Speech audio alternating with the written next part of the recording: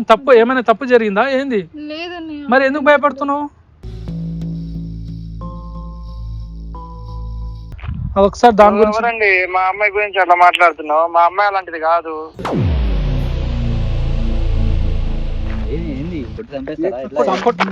కొట్టాక ఏం చేస్తారా నేను? పట్టుకో తీసుకుని రా. ఇక్కడ తీసుకొని రా. ఇక్కడికి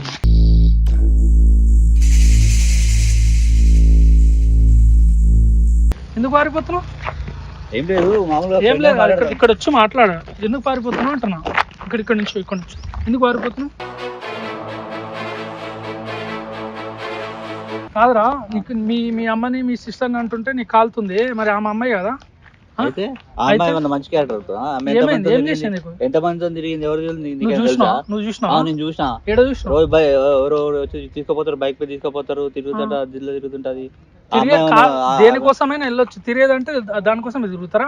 తిరుగుతా అంటే అట్లా తిరుగుతా చూస్తే తెలుస్తలేదా? ఒక బైక్ మీద వాళ్ళతో వీళ్ళతో తిరుగుతుంది కాబట్టి అట్లా అడిగినా. అడిగితే ఒప్పుకున్నది. ఒప్పుకున్నట్టు ఇంటికి వచ్చాను నేను. లేదు ఎందుకు వస్తా?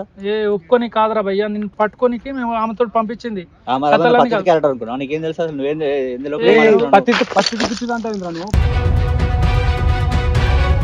అక్కడ ఇన్ఛార్జా? నువ్వు ఏం చేస్తావు చెప్పు. అవును ఇన్ఛార్జ్. మరి ఇన్ఛార్జ్ అయి ఉండి నువ్వు ఆమె తప్పు చేస్తే వాళ్ళ పేరెంట్స్ ఉంటారు, వాళ్ళకి ఫోన్ చేసి చెప్పు. లేదా నువ్వు అట్లా చేయడం తప్పమ్మా అని చెప్పాలి. ఆమె తప్పు చేస్తుంది కానీ నువ్వు ఆడుకుంటావా? ఇదే నారా చేసేది. మీ చెల్లెలు ఎవరైనా ఉంటే అట్లనే తీసుకెళ్తే అట్లనే ఊరుకుంటాను.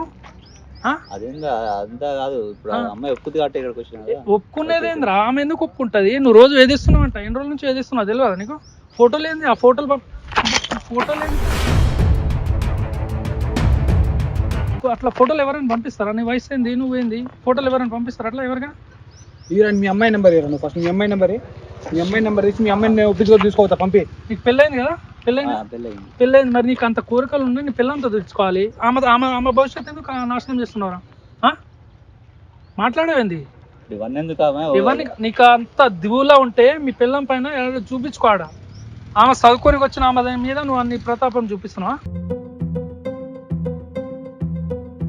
అనవసరంగా నీలాంటి వాళ్ళ వల్ల ఆమె భవిష్యత్తు ఖరాబ్ అవుతుంది కదా. ఎంతమంది ఇట్లా పట్టుకోరా. ముని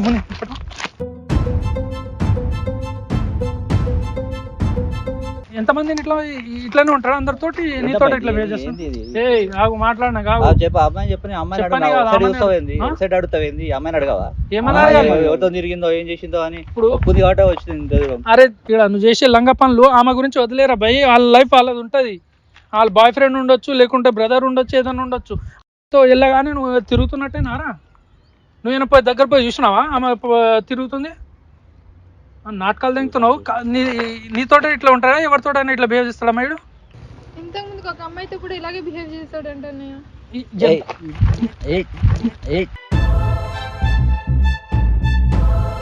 కాదు అమ్మాయి ఎలా అంటే నీకు ఎట్లా అనిపిస్తారా? నీ కూతురు వయసు వాళ్ళు, వాళ్ళ వయసు భవిష్యత్తు. ఇప్పుడు వాళ్ళు కష్టపడి చదివి వాళ్ళ భవిష్యత్తు వాళ్ళు నిలబెట్టుకున్నాను వస్తే వాళ్ళని వాడుకుంటాను చూస్తావు ఏంద్రా? మనిషి బాగాడదా నువ్వు? వదులు ఏడిపోడు. ఆడు ఏడిపోడు. ఏడి నుంచి ఏడిపోతాగా. నువ్వు మనిషి వాళ్ళేకుండా గాడదావా? నువ్వు మనిషి పుట్టుకుంటున్నావా? నువ్వు కూడా ఒక తల్లి కడుపులోనే కదా పుట్టింది. ఇలాంటి బుద్ధులు ఎట్లా వస్తున్నాయరా నీకు? నీకు అంత దూలం ఉందారా? అంత ఉందారా నీకు? కోస్తా కింద నాటకాలు తెంగినావు అనుకో. ఇంట్లో పిల్లాన్ని ఉంచుకొని నీ ప్రతాపం, నీ కథలు ఏందో మీ పిల్లని దగ్గర చూపించుకోవాలి. నువ్వు కేసు పెట్టమ్మా. నీ కేసు పెడితే నేను ఫైల్ చేసి తంతే అప్పుడు తెలుస్తాయి. మనం తనడం కాదు, స్టేషన్లో కొంటారు గట్టిగా. వదిలేదు కాదు నువ్వు చేసేది. ఎంతమంది ఇప్పుడే ఒక అమ్మాయి గురించి చెప్పినావంట. ఇప్పుడే అంటుంది ఆమె ఇంకో అమ్మాయిని ఎవరో ట్రాప్ చేసి ఏందో చేసినావంట. ఆమెనే చెప్తున్నావు అంట నువ్వు ముందల. ఆమె ఒప్పుకుంది. ఏమంటున్నామా? ఆమె ఇంతలా వేధించలేదు, ఆమె ఒప్పుకుంది. నువ్వెందుకు ఇంతలా చేస్తున్నావు అని చెప్పి అంటున్నాడు. ఎంతమందిని ఇట్లా చేస్తారా నువ్వు? ఏంద్రా నీది అసలు? నువ్వు ఒక తండ్రిగా ఉండి నీకు పిల్లలు ఉన్నారా? పిల్లలు లేరు. అందుకే పిల్లలు ఉన్నాయో బుద్ధి తెలుస్తాయి నీకు. సిగ్గులేని నీలాంటి వాడు ఇలాంటి వాడికి పిల్లలు కూడా ఇయ్యడు దేవుడు. నువ్వు ఇలాంటి పని చేస్తున్నావు కాబట్టి నీకు ఇయ్యలే పిల్లలు. ఇంత వయసు వచ్చినా బుద్ధి లేదు. ఏం బతుకురా నీది అసలు? ఇట్లా కాదు కానీ కేసు పెట్టుదాం పదమ్మా. నువ్వు అవన్నీ కాదు కానీ కేసు పెట్టు.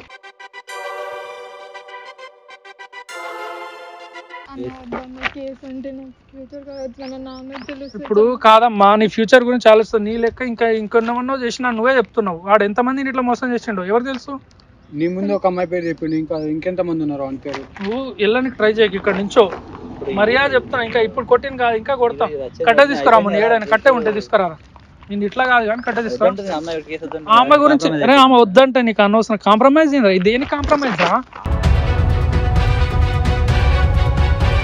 చాలా మందిని మోసం చేసిండు ఆల్రెడీ. నీ ముందునే చెప్పిండు కదా, వదిలేస్తే ఎట్లా? వద్దన్న మీరు భయపడతారు.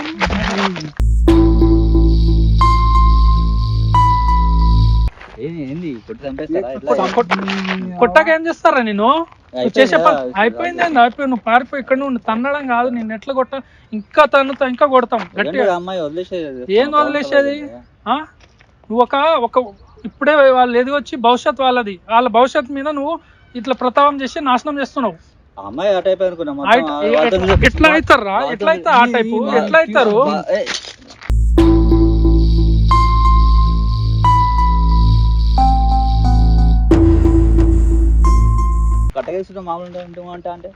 మరి కొట్టాక ఏం చేస్తాను నేను?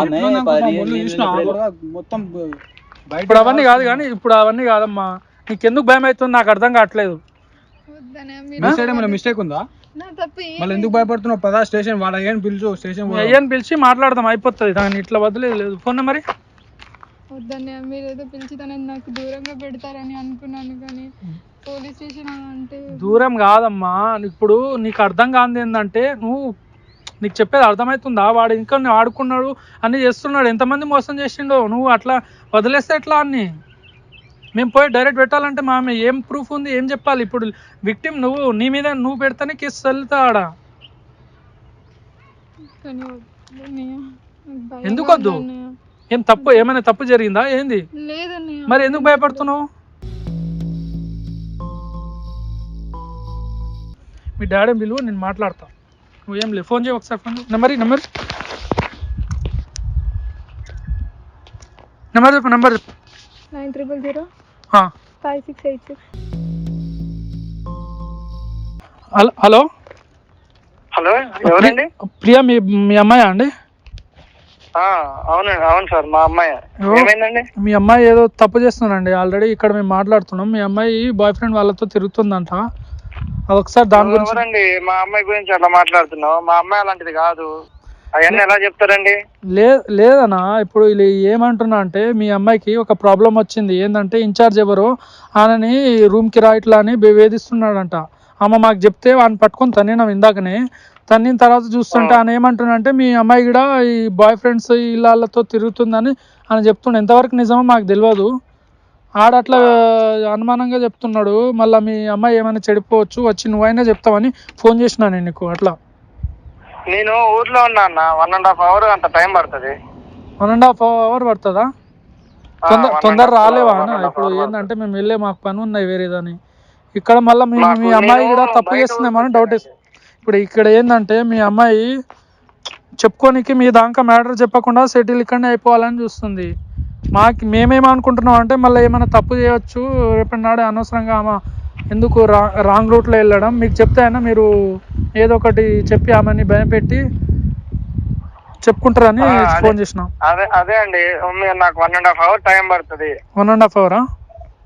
1.5 hour. సరే తొందరగా నాకు ఫోన్ చేయి ఒకసారి, నేను లొకేషన్ పెడతా. ఏడున్నామా మేము? మీ అమ్మాయి కూడా ఇక్కడనే ఉంది, మీరేం టెన్షన్ అవ్వకండి. ప్రాబ్లం అంటే చిన్న ఇష్యూ, మీరు వచ్చి డిస్కస్ చేసుకుంటే అయిపోతుంది. ఎందుకంటే అట్లని. ఓకే అన్న, సరే రండి.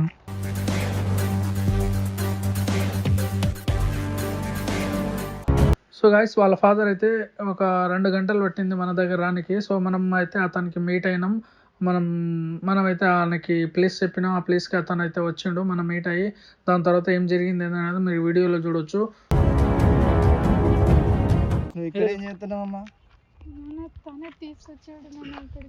హాస్టల్లో పెట్టింది ఎందుకు? చదివిపించి మంచిగా ఉద్యోగం చేయాలనేక. ఏం చేస్తున్నావు హాస్టల్లో పెడితే?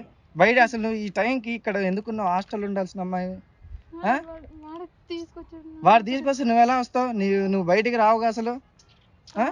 సార్ అయ్యో అది కాదు ప్రాబ్లం సార్. ఇక్కడ ఏంటంటే ఈ నా కొడుకు వేధిస్తుడు మీ అమ్మాయిని.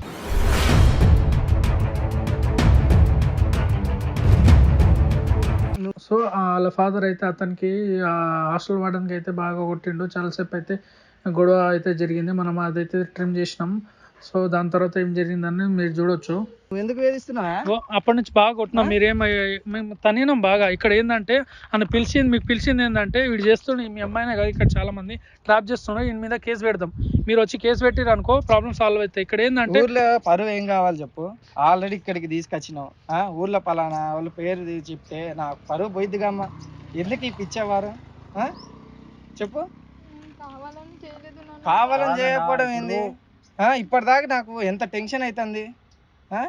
టెన్షన్ కాదన్న, ఇప్పుడు కూల్ గా ఆలోచించండి. ఎందుకు టెన్షన్ అవుతున్నారు మీరు? టెన్షన్ అంటే దూరం నుండి రావడం, మా పాపకి ఏమైందని బాధపడుకుంటే మీ వచ్చిన. పాపకి ఏం అవ్వాలి, మీకు టెన్షన్ అయ్యేది ఏం లేదు. ఇక్కడ ఏం జరిగిందంటే ఇప్పుడు కేసులు, ఈ పంచాయతీలు, మళ్ళీ ఈడకొచ్చి మళ్ళీ స్టేషన్లకు పోయి ఇవన్నీ గోలొద్దు.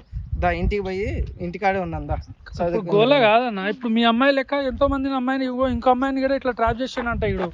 మరి ఈయన ఇట్లా వదిలేస్తే ఎట్లా? ఈయనకు ఏదో ఒకటి చేయాలి. మీరు ఫాదర్ కాబట్టి అమ్మాయి భయపడుతుంది, మీ ఇంట్లో ఖచ్చితంగా చెప్పాలని మీకు పిలిచినాం మేము. అది కాదన్న, మీరు కూడా దాకా పరువు తీసిన తర్వాత ఇక ఏడిపోతే ఏంది, మళ్ళీ చదువుపీడేంది, మళ్ళీ హాస్టల్ ఏంది, వాడు ఎట్లాగ నా పరువు అయిపోయింది. ఇప్పుడు వాడి పరువు ఏడికి పోలేదన్నా, ఇంకా ఏడికి పోలేదు. పరువు వీడి వరకు వచ్చడే మహా ఎక్కువ. మళ్ళీ ఈ పరువు పోలేదని మళ్ళీ స్టేషన్లకు పోయి కోట్లు గీట్లు ఆ బాధలు మేము ఏం పడు. అవునా, ఇప్పుడు మీ అమ్మాయి లైఫ్ ఏం స్పాయిల్ కాలే, కానీ ఇంతకు ముందు ఇద్దరు అమ్మాయిల లైఫ్ అయితే స్పాయిల్. మీరు ఒక ఫాదరే, మనం వదిలేసినాం అనుకో ఇంకో ఇద్దరిని కూడా అట్నే చేస్తాడు, ఇంకో అమ్మాయి లైఫ్ కూడా స్పాయిల్ చేస్తాడు. నేను పిలిచింది మీతో మాట్లాడి కన్విన్స్ చేసి కేసు పెట్టి ఏదో ఒకటి చేద్దాం. మీరు ఆలోచించాలి, మీ అమ్మాయి అని అనుకుంటారు కానీ మీలాంటి అమ్మాయిలు వేరే కూడా ఉంటారు కదా, వాళ్ళు కూడా ఫాదర్గా ఆలోచించండి. మీరు చెప్పేది నేను అర్థం చేసుకున్నాను. ఇప్పుడు మీరు పరువు మీ అమ్మాయి గురించి అర్థం చేసుకుంటున్నాండి. ఇప్పుడు మా పాప సిచ్యువేషన్ వేరే వాళ్ళకి వచ్చింది, ఇప్పుడు వచ్చింది కాబట్టి నేను ఇక్కడికి వచ్చిన. నేను అదే అంటున్నా, వీడిని స్టేషన్ లో మీరు ఖాళీ ఒక కేసు పెట్టేసేయండి, ఇంకా వదిలేసేయండి. దాని గురించి పిలిచింది, కేసు ఒకటి పెట్టండి చాలు. ఇప్పుడు అన్న వదిలేస్తే ఎట్లా చెప్పు? అది నేను అనేది. ఇక్కడ రాను, అర్థమవుతున్నా. ఇప్పుడైతే మీ అమ్మాయి లైఫ్ స్పాయిల్ కాలే అండి, ఇంకా స్పాయిల్ అనే వాళ్ళు ఎట్లుంటారు చెప్పండి? అసలు ఇదంతా వద్దు మనకి, మనం పోదాంపా, ఇంటికి పోదాం. నువ్వు చదువుకుంటా మంచిగా ఉంటా అని అంటేనే కానీ నేను హాస్టల్ వేసింది. మళ్ళీ హాస్టల్ వేసిన తర్వాత ఈ పంచాయతీలు ఏంది, రోడ్డు మీద ఖర్చుడు, కోర్టు కేసు, ఈ పంచాయతీలన్నీ ఎందుకు చెప్పు మనకి?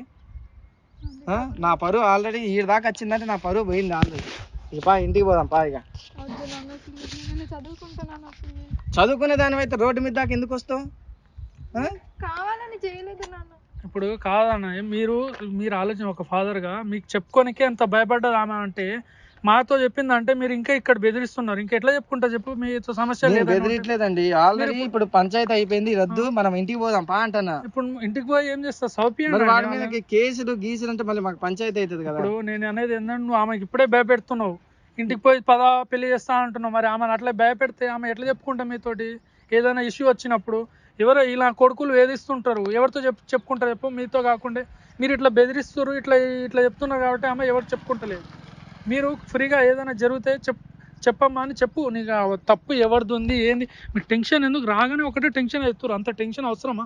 ఫస్ట్ మీ అమ్మాయి సైడ్ ఏం జరిగింది ఏంది మ్యాటర్ అంతా కనుక్కొని తర్వాత ఏం చేయాలని ఆలోచించాలి.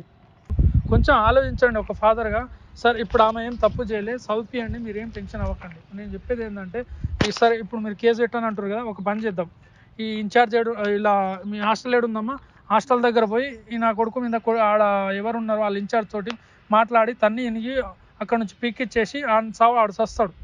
సో గైస్, ఎంతసేపట్లో మనం వాళ్ళ ఫాదర్ని అయితే ఒప్పిద్దామని ట్రై చేసినాం, కానీ అతనైతే కేసు పెట్టడానికి అయితే ముందుకు రాలేదు.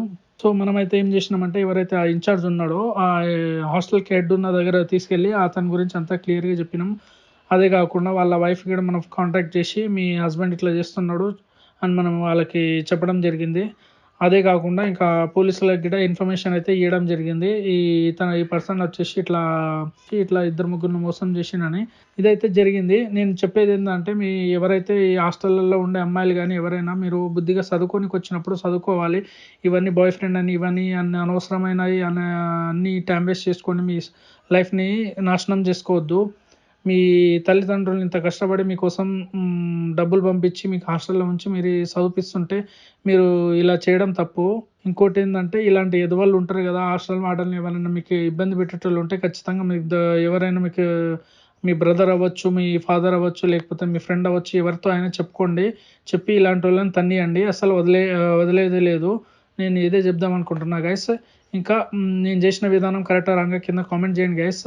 సో నేను ఇంత కష్టపడి వీడియో తీస్తున్నా అంటే అది మీకోసమే. ఖచ్చితంగా మన ఛానల్ని సబ్స్క్రైబ్ చేసుకొని ఒక లైక్ వేసుకోండి గైస్. నా కష్టానికి ఫలితంగా ఆ లైక్ అనేది నేను ఆశిస్తాను. సో ఖచ్చితంగా ఒక వీడియోని అయితే లైక్ వేసుకోండి గైస్.